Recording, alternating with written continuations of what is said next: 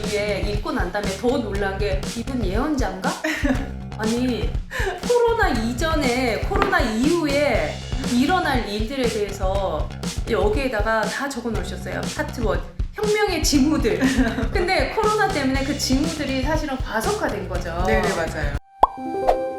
좋아요, 구독, 알림 설정. 안녕하세요, 조합의 가족 여러분. 오늘은 정말 귀한 손님을 모셨습니다. 코로나 이전에 코로나 이후에 어떻게 오프라인 매장이 바뀔 것인지를 미리 예견하신 분이십니다. 황지영 교수님 모시고 이야기 들어보도록 하겠습니다. 안녕하세요, 교수님. 안녕하세요. 아, 너무 아름다우세요. 네, 아니에요. 이런 얘기 너무 많이 들어서 식상하시죠, 이제는. 이상하네요. 네, 제가 교수님 책을 진짜 감명 깊게 읽고 첫 책이 리테일의 미래라는 책이에요. 네. 저도 이쪽 계통에 일을 하고 있어가지고 이 책 진짜 너무 좋았거든요. 네, 감사합니다. 그때만 해도 이런 책을 쓰시다니 막 이랬는데 네. 이 책을 읽고 제가 너무 더 감동을 받아가지고 들이댔어요. 사실은 교수님과 개인적인 친분은 없었는데 출판사에 통해가지고 교수님을 만나게 해주십시오. 제가 네. 부탁을 해서 교수님을 만나게 됐고 그래서 오늘 이 자리에 모시게 됐습니다. 우리 조합의 가족을 위해서. 예, 이제 엑기스를 다 뽑아가지고 앞으로 오프라인이 어떻게 될 것인지, 코로나 네. 이후에 어떤 비즈니스가 또 고객의 마음속에 들어갈 것인지 알아보도록 하겠습니다. 본인 소개부터 좀 부탁드리겠습니다. 저는 미국 노스캐롤라이나 대학교에서 근무하고 있는 황지영이고요. 전 지금 마케팅 전공 교수로 일하고 있고, 저도 사실 한국에서 대학교 나오고 직장 생활 하다가 미국으로 유학 갔고요. 그러면은 몇 살 때 미국에 가신 거예요? 저 27살. 그러면 이제 가을에. 석사 네, 하시러. 석사 하러 갔죠. 그리고 유통과 소비자로 그 오하이오 주립대에서 박사하고요. 네네. 플로리다 대학교에서 포닥이라고 이제 박사 후 연구 과정은 거기서 하고, 네네. 핀란드에서도 가르치고 고대에서도 뭐 연구하고 여러 가지 활동들을 좀 이렇게 어쩌다 보니 많이 하게 됐네요. 네. 그리고 이제 네. 지금은 지금 미국에 노스캐롤라이나 대학교에서 근무하고 있고, 지금 작년에 부교수로 승진하면서 지금 한 8년째 교수입니다. 그러시구나. 하, 이렇게 공부 잘하시고 지적인 아니에요. 교수님이 옆에 계시니까 제가 몸둘 바를 모르겠네요. 아니에요. 대표님 왜 이러세요? 서로 칭찬하게. 자, 그러면 지금 학생들을 가르치고 있는 과목이 지금 저는 마케팅 리서치랑 그다음에 리테일링, 네네. 프로모션 매니지먼트, 그다음에 디지털 마케팅 애널리틱스라고 네네. 데이터 분석 같은 거 가르치고 있어요. 네, 그래서 그런 연구를 하신 내용이 여기 다 담겨 있습니다. 제가 이 책을 2019년도에 읽었어요. 네네. 근데 제가 2020년 코로나 이후에 읽고 난 다음에 더 놀란 게 이분 예언자인가? 아니 코로나 이전에 코로나 이후에 일어날 일들에 대해서 여기에다가 다 적어 놓으셨어요. 파트 1 혁명의 징후들. 근데 코로나 때문에 그 징후들이 사실은 과속화된 거죠. 네네, 맞아요. 근데 그런 징후들이 오프라인 리테일의 몰락과 모바일로의 이동이라는 그 이제 첫 번째 차트 그렇게 시작되잖아요. 네. 어떻게 해서 그렇게 생각을 하셨는지.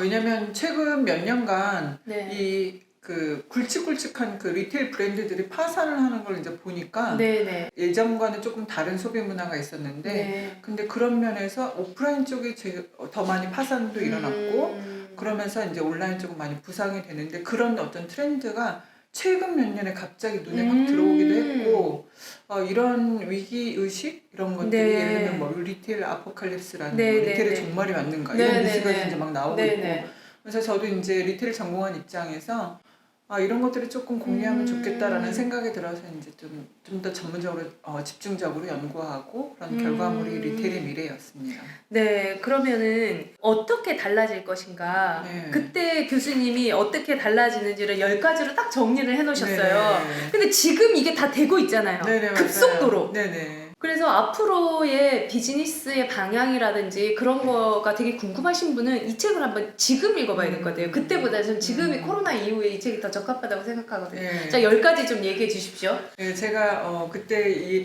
말씀드렸던 키워드들이 10가지가 있는데, 네. 대부분 다 한 가지 빼놓고는 네. 다 리테일 테크라고 최신 그 첨단 기술을 기반으로 하는 어떤 기술 기술이 접목된 리테일 비즈니스인데 네. 예를 들면 인공지능 쇼핑 비서나 네. 빅데이터 네. 그리고 제가 미래형 오프라인 매장과 언택트 리테일, 네. 또 옴니채널, 네. 그리고 네. 가상 리테일, 네. 그다음에 네. 또 PB 얘기했었고, 네, 네, 네, 그다음에 네. 이제 사람들의 어떤 그 모바일뿐만 아니라 신체 정보를 가지고 결제하는 네, 캐시리스 네. 리테일. 지금 이게 캐시리스 리테일이 지금 되고 있죠. 네, 사람들 그럼요. 몸에 네. 이식해가지고. 그 생체 정보 예를 들면 네, 안면 안면 인식이라든지. 손금 네. 이런 것들도 이제 결제 수단이 되는 그런 캐시리스 음. 리테일과 네네. 그리고 챗봇, 스마트 물류, 뭐 블록체인까지 이렇게 최첨단 기술들이 리테일에 네네. 접목이 되면서 앞으로의 미래는 이렇게 될 것이다라고 이제 작년에 정말 그렇게 책이 나왔는데 네. 이번에 코로나로 인해서 그 네. 속도가 제가 예견했던 것보다 진짜 적어도 한 5년은 빠르게 지금 다가올 것 같아요. 진행이 된 거죠. 네네. 거기에 보면 언택트 리테일이라고 쓰셨잖아요. 네네. 미래형 오프라인 매장과 언택트. 네. 작년만 해도 언택트라는 말이 되게 어색하게 느껴졌었거든요. 맞아요. 근데 네. 우리가 코로나 이후에 다들 언택트 하는데 미리 예견을 하셨잖아요. 사실 이 단어는 우리나라에서는 네. 이게 사실 콩글리시인데 이 우리나라에서는 김남도 교수님이 네네네. 그 트렌드에서 맞아요, 언급을 하셔서 맞아요. 그러면서 이제 사실은 업계 종사자 분들만 좀 알고 있었던 용어였다가 네네. 올해는 코로나로 인해서 일반 모든 사람들이 언택트 라이프스타일, 언택트 소비 뭐 이런 식으로 다 알게 된 것 같아요. 네. 그럼 이게 또 미국까지 오히려 전파했죠. 저희 한국에서. 어때요? 그래서 제가 뭐 언택트라고 하면 사실 못 알아듣고요. 네네. 이제 컨택리스 이렇게 이 정도, 아. 터치리스 그 정도. 언택트라고 하면 못 네, 못 알아듣시나? 네, 자, 그래서, 교수님이 이런 책을 제가 쓰실 수 있었던 걸 생각을 해보니까 네. 한국과 미국을 오가시잖아요. 네네. 어떻게 생활하고 계세요?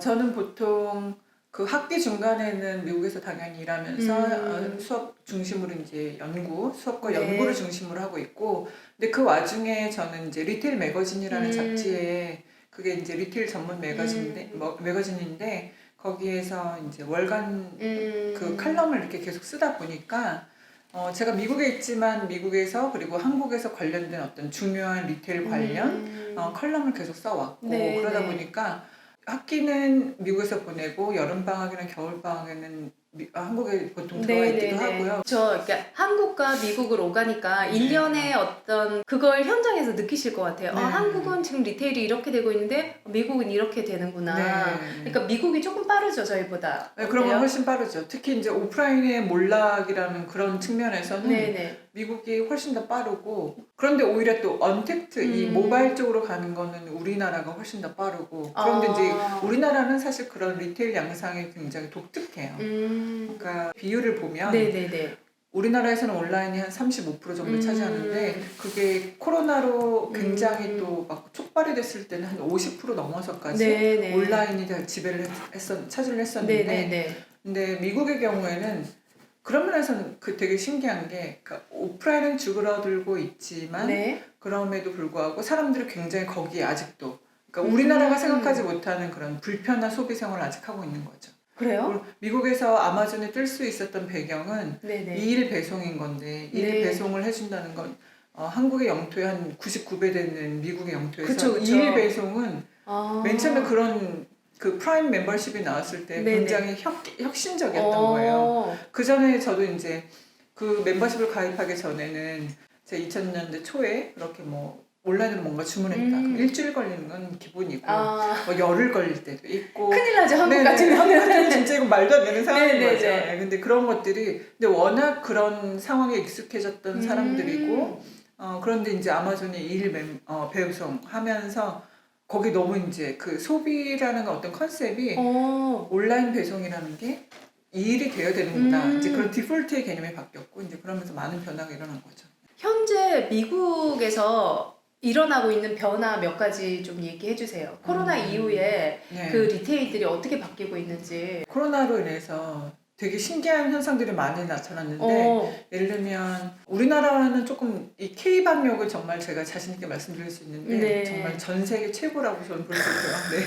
자부심. 네, 자부심. 네. K방역. 네. 네. 근데 미국에서는 지금 어제 뉴스를 보니까 네. 확진자가 19만 5천 명이에요. 일일 확진자가 1일 확진자가 19만 19만 5천. 5천 명. 19만 저희 지금 300 300명 명. 때 네. 지금 난리가 났잖아요. 네, 네. 지금 내일 아침에 공부하러 가야 네, 되는데 그러니까. 지금 내일 모여야 되나 50명 그렇죠. 이상 모여야 되나 네, 말아야 되나 그렇죠. 그런 회의하고 있는데 네, 미국에서는 이 리테일 측면에서는 사람들이 이 위기 의식이 강해지다 보니까 네. 생존 본능상 이 네. 팬데믹 팬트리라 그래서 네. 위기 상황을 대비해서 생필품을 사재기 하는 우리는 그래서 그런 거 없잖아요. 그런 거 없잖아요. 네. 네네. 저는 그때 막 그렇게 저도 화장실 휴지를 막 사재기 했어야 됐나 막 그러면서 찾아봤는데 다 품절. 네. 네. 그런 것들이 되게 우리랑은 다르죠. 그러다 보니까 온라인 쪽은 특히 이제 배달 업체들의 그런 성장이 되게 두드러졌고 그러면서 그 디지털 헬스케어 그 원격 의료진료나 원격 의료 진료. 네네. 그런 것들이나 아니면 뭐 밀키트 서비스, 홈 트레이닝 이런 것들이 굉장히 수혜를 받았고 네네. 그런데 반면에 오프라인 쪽은 굉장히 많은 피해를 더 많이 입었죠. 그렇죠. 네. 그러니까 미국에 있는 백화점들도 지금 막 문을 닫고 있는 상황이잖아요. 네, 올해는 그 럭셔리 브랜드 백화점으로 넘버원인 그 니만 마르커스라는 백화점이 파산하게 되면서 진짜 많은 사람들이 니만 마르커스가 파산했구나 이런 생각을 많이 했죠. 되게 충격이었어요. 그렇죠. 저도 백화점에 입사하고 네. 이제 우리가 미국의 시장 조사나 출장을 꼭 한 번씩 가요. 이제 몇 년 맞아요. 차에는 일본 쪽으로 네. 가고 또 몇 년 차 지나면은 네. 이제 진급했으면은 네. 또 미국에 또 보내줘요 연수로. 네. 니만 마커스 백화점에 들어갔는데 너무 심장이 일단은 내가 그 백화점에서 살아남았다. 네. 그리고 진급을 해가지고 여기까지 왔다. 네. 이거에 대한 네. 여기 시장 조사로 왔다는 거에 대한 그런 자부심이 되게 있었거든요. 네. 근데 그 백화점이 사라졌다는 얘기 저도 뉴스를 네. 보고 너무 마음이 아팠어요. 그렇죠. 그 전에도 사실 메이시스나 뭐 네, 제이씨펜이 이런 약간 중저가 백화점이 이미 파산을 하는 그 사건들이 네, 네. 있었고 사람들이 이제 백화점을 많이 안 가게 된 거죠. 네. 그런데 별로 가치를 못 느껴서 예, 음, 우리나라도 약간 그 백화점의 소비 인구가 좀 줄어드는 것처럼 지금 그래서 제가 지금 백화점 주식 팔지도 못하고 지금 언제 안 오르겠네요. 백화점 사라지기 전에 빨리 팔아야 될까 봐요. 딴거 사셔야지. 네, 아니 백화점 입사할 때 주는 거 아직까지 들고 있었거든요. 못 팔아가지고. 빨리 팔 수 네, 있어요. 팔 줄 몰라가지고 죄송합니다. 제가 이렇게 경제관념이 없어서 어떡하지? 자, 지금 이렇게 지금 리테일이 어쨌든 플러스가 되는 부분도 있고 네. 마이너스가 되는 업종들도 네. 이제 생겨나기 시작을 하잖아요. 네. 그럼 앞으로 우리가 이게 여기 보시면은 리테일의 미래 보면 파트 3에서 어떻게 준비할 것인가, 네. 어떻게 준비해? 저같이 이렇게 넉넉히 있다가 이런 일이 네. 벌어지니까 어떻게 준비해야 될까요? 그게 참 되게 어려운 문제예요. 네. 그리고 사실 뭐 정답이 있는 것도 아니고 저도 네. 책에서 여러 가지 얘기를 했지만 네. 이게 모든 그 카테고리에 다 적용되는 네. 건 아닌데 네네. 근데 중요한 건 우리가 지금까지 봐왔던 어떤 리테일 비즈니스의 정의, 네, 관념, 네, 네. 개념이나 이런 것들을 그리고 또 이제 공간을 바라보는 음. 시각들을 조금 새롭게 봐야 될 것 같아요. 네. 그 예를 들면 우리는 이 매장이라는 것도 그냥 사람들 얼마나 많이 오게 해서 빨리 네. 얼마나 많이 상품을 네, 네. 판매하느냐 이런 거에 어떤 초점을 맞췄다면 이제는 진짜로 왜 그냥 우리가 흔히 얘기했던 경험을 제공해야 돼 이런 네. 것들을 진짜로 공간에서 제공하는 브랜드와 어떤 소통을 할 수 있는 공간으로 만들어야 된다는 것이 조금 네. 달라져야 하는 시각이라고 볼 수 있겠습니다. 그러니까 몇 년 전부터 계속 그런 얘기 나왔어요. 앞으로의 오프라인 매장은 브랜드를 경험할 네, 수 맞아요. 있는 거.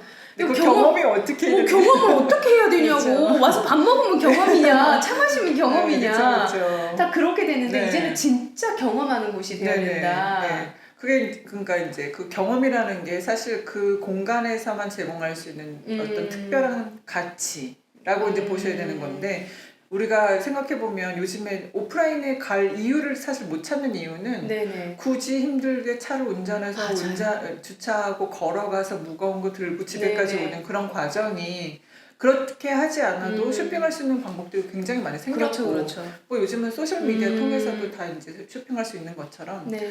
그러니까 그렇게 하지 않아도 되는 그런 환경인데 굳이 내가 시간을 들여서 거기 간다는 건 그 하다못해 정말 사진 찍어서 인스타그램에 올릴 수 있는 그런 멋진 뷰나 뭐 아니면 정말 재미나 어떤 영감이나 아니면 내가 거기서 뭔가 좀 휴식을 취할 수 있는 그러니까 그런 공간만이 제공할 수 있는 어떤 가치가 없다면 사람들이 오프라인 공간을 찾아가지 않겠죠. 저도 네. 얼마 전에 그 파주에 어떤 네. 빵집을 갔어요. 아, 네. 근데 그 빵집을 가게 된 계기가 뭐냐면 네. 제가 요즘 막 이제 회사 계속 도시 안에서 네. 살잖아요. 네. 막 자연이 보고 싶은 네, 거예요. 그렇죠. 그래서 맞아요. 서울 근교 자연 카페 네. 이렇게 검색으로 검색. 인스타에 검색을 한 거예요. 네. 그랬더니 이제 막 쫙 이렇게 올라오잖아요. 네. 근데 몇 가지 이미지가 계속 반복이 되는 거예요. 아, 네, 네. 반복. 그래가지고 딱 누르니까 파주의 마자무스 앞에 있는 무슨 카페인데 사람들이 다 똑같은 장소에서 호수를 배경으로 막 이렇게 사진을 네. 찍는 거예요. 막 이렇게 네. 하면서. 네. 근데 너무 예쁜 거예요. 그 너무, 그림이. 네. 그리고 그 집이 빵 맛이 좋고 이런 거는 둘째. 거기서 사진. 사진. 네. 나도 저기 가서 네. 사진을 한번 찍어봐야 맞아요. 되겠다. 네. 그래서 뷰가 맛있는 집. 네, 맞아요. 네. 그렇게 해서 제가 거기 갔는데 제가 그 빵집이 400평이었어요. 네. 400평인데 그 18년 동안 빵을 만드시는 분이 4년을 준비하셨다고 하시더라고요. 네. 코로나가 딱 터지면서 오픈하셨어요. 자기 망했구나 생각을 하셨대요. 그럼에도 불구하고 코로나가 되니까 사람들이 더 자연을 갈구하는 욕망. 그러니까 맞아요. 인간의 본능이 안에만 있을 수 없잖아요. 근데 네. 거기에 공간이 넓으니까 오히려 거기를 가는 거예요. 맞아요. 그렇게 해서 저도 나오기 싫더라고요. 그래서 교수님이 말씀하시는 네. 오프라인만이 줄 수 있는 그런 리얼한 체험이나 경험이 이런 게 아닐까. 그렇죠. 네. 근데 그게 뭐 꼭 그렇게 자연을 찾아가지 음. 않더라도, 그러니까 자연과 밀접한 네, 매장을 네. 찾아가지 않더라도, 뭐 여기 신사동만 해도 그때 대표님과 같이 갔던 청수당 갤러리도 있고, 네네네네네. 그러니까 그런 매장들은 자연의 어떤 모티브를 음. 도시 안에 가져와서 자연을 담는 그런 접근 네. 방법도 있고. 이게 여기 보면 감정적 보상이라는 얘기가 네. 저는 네. 그러니까 제가 그날 갔던 이유가 보상받으려고 갔던 것 같아요. 네. 그런 데를 찾는 이유가. 그런 게 사실 그 어떤 제가 리스토어에 얘기를 했는데, 네.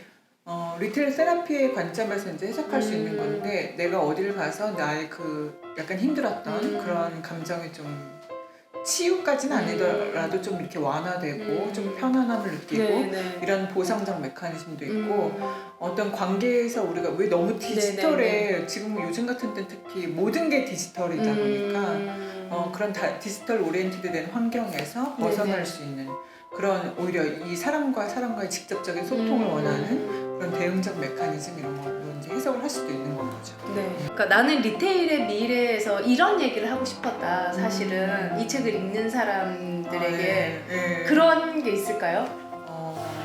제가 그건 이제 미국에 있다 보니까 좀 네네. 느낀 건데 네.